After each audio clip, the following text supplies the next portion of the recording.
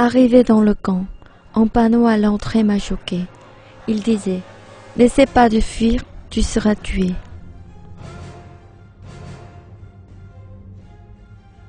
Chaque jour vécu dans ce camp était une torture. Nous nous levions à 5 heures du matin et les gardes nous comptaient.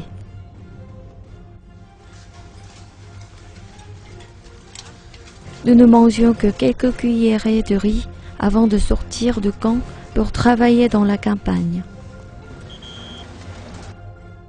Quand on avait terminé, il y avait une session d'autocritique où on devait avouer ce qu'on avait fait de mal dans la journée et accuser les autres.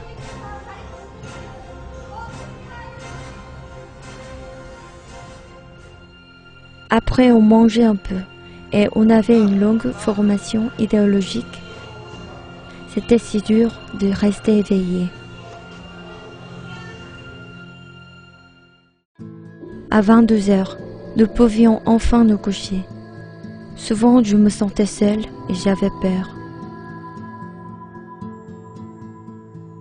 Je suppliais Dieu de survivre pour qu'un jour, je puisse raconter ce qui se passe ici et dire ce que Dieu fait en Corée du Nord.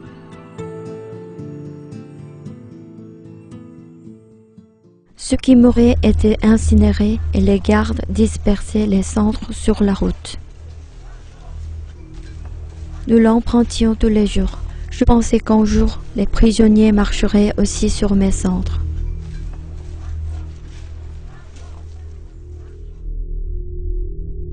Je méditais le psaume 23 chaque jour. Je marchais dans la vallée de l'ombre de la mort, mais je ne craignais aucun mal. Dieu me consolait et me donnait la force d'aider les autres. J'ai partagé ma nourriture avec des malades et je les ai aidés à laver leur linge. Dieu m'a même encouragé à parler de lui à certains. 5 personnes se sont converties et nous nous réunissions dans les toilettes ou d'autres lieux cachés. Et j'allais mourir et j'ai pu leur apporter un message d'espoir. Nous avons survécu parce que nous avons pris soin les uns des autres. J'ai été relâché après quelques années.